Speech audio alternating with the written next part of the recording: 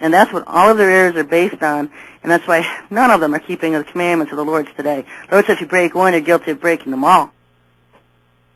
And so, yes, it is a part of thing. It's acknowledging Him as your Savior and seeking Him daily and following Him and keeping His commandments. There's no sure luck thing that you just say some 30-second prayer and your name's written in the Book of Life and you have eternal security from that point on. It doesn't work that way. And so the churches have lulled millions to sleep and on into one doctrinal error into the next. And one of the biggest things I encourage everybody to do is to go back and study what the early churches believed as opposed to what the churches are teaching now. Go back and study what the early disciples and apostles preached before the persecutions tore and divided the church up. You know, because they're remarkably different than what the churches teach today. And every time the church changed something and they attribute it to somebody else, so what? You know, they attribute the Protestant Reformation on Martin Luther. Well, yeah, he was a Jesuit Catholic. He was a Jesuit. His loyalty was to Lucifer. That'll make you feel good. You know, you got to go back further, folks. I'm talking about going back and studying the actual words of Jesus and studying the actual words of John and Peter, and don't put words in their mouths. Take what they say at face value, and you'll see for yourself that there was a remarkable difference between what they taught and what is being taught in the churches today. And we're going to go on break in about 2 minutes, and then Rick's going to call in, and we'll start the show with Rick. I'm real excited about this. Just getting more and more information out about the aliens. He might even become a regular on this show now, that I'm just going to be concentrating on the coming UFO invasion, aliens themselves. I know how important it is to get this stuff on archives, to get this stuff recorded, because you guys are all located all over this world. Unless, you know, people from every country are hearing this show. Sherry? And you're taping it. Yeah. Your guest is up. Okay, well, tell him to wait till after the break, okay? Okay. All I'm going to do is going to take a break here in a minute. Okay, I think he just heard you. Okay. Yeah, I'll bring him on after the break.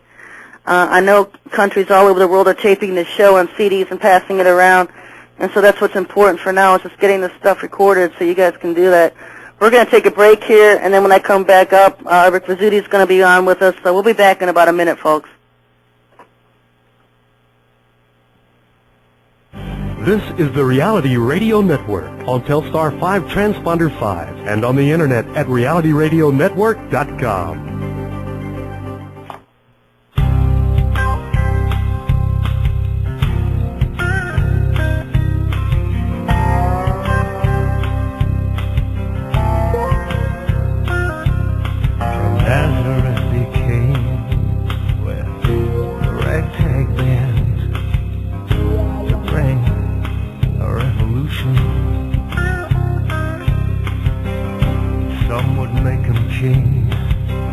Others couldn't stand for that. The cross was a solution, but he rose again. Wise men follow him, but he rose again. Wise men follow him. Thank God for the renegade and the lives they lead. And welcome back, everybody. We'll bring Rick on now. Rick, you there? Yeah, right here. Yeah. Well, welcome to the show, Rick. Oh, thanks for having me. Why don't you tell everybody who you are and about your book and your website? Okay. My website is Return to Star Gods at www.stargods.org. And I have a book by the same title. The website's sort of more of an extension of the book, and that's about it. Yeah, and I've known you for about probably 4 or 5 years now. Yeah. Yeah, you had one of the first sites on the internet I ever went to when I first started researching more info about aliens. And I remember starting the New World Order list and saying, I need a logo for my website. And you created that Watcher Files logo. It's been on there since. It's a trademark of my site. Yeah, I love doing graphics and stuff. Yeah, it was great, and so now it's the cover of my book, and people who don't know my name can still associate me with the alien above the White House. Yeah, really. and I showed you the cover of the next book coming out that Joe Montano did, The Aliens on the Internet. Yeah, I saw that, yeah. Yeah, really, going with the green and black when he did, and I'm excited about that one. Yeah, it looks pretty sharp, that one. Yeah, he's great. You got another book coming out. He's great. I mean, between you guys, you guys have it covered. Now I was reading through your article saying your site's one of these ones that's fun. I mean, I thought my site was a fan-based type oriented thing because people just go to see what I've thrown on next. Not necessarily Christians are even interested in the spiritual aspect, but they think my site's funny. And you've got one of these sites too, because what you do is you detail exactly what's going on in Hollywood more so than what I do. Yeah, Hollywood's a real nest. It's well, Hollywood is the biggest influence in people's lives. And now, why don't you tell us how is it that people can tell that aliens are posing as humans, that aliens are in our midst? Well, the thing is that there is a flood. Well, if you read, was it Matthew chapter 13, seeds were planted among us. I mean, they fell among us, and they became us and grew up with us, but they're not us, you know. Basically, what the New Age movement refers to the flesh is containers. Well, containers for what? You know, for their ascended masters and their spirits and everything.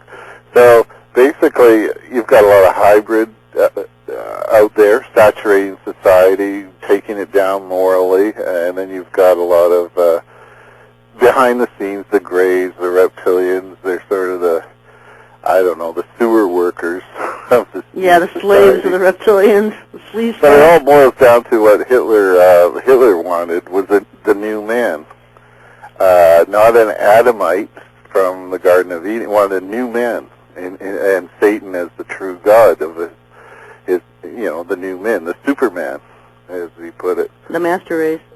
Yeah, and so a lot of these hybrids are among us, and it sounds crazy, but try imagining the universe going on forever and ever. I mean, that's just as crazy. But people believe that, but they don't believe that there's other evil people around them. Hybrids. Yeah, well, I've heard a lot about these Indigo and these Star Children. We've had movies out, X-Men 2 and X-Men 1. Oh, yeah. Featuring Star Kids. I know, and these movies are based on reality. I mean, these are just fictional accounts of factual information. And how fictional the accounts are, I don't know. It's a very fine line at times. Yeah, that's what I've said over and over, is what's fiction? Do we even have fiction anymore? Because it always comes up in reality later. Oh, yeah. Incredible how many movies had the Twin Towers in it, before the Twin Towers went down. Yeah.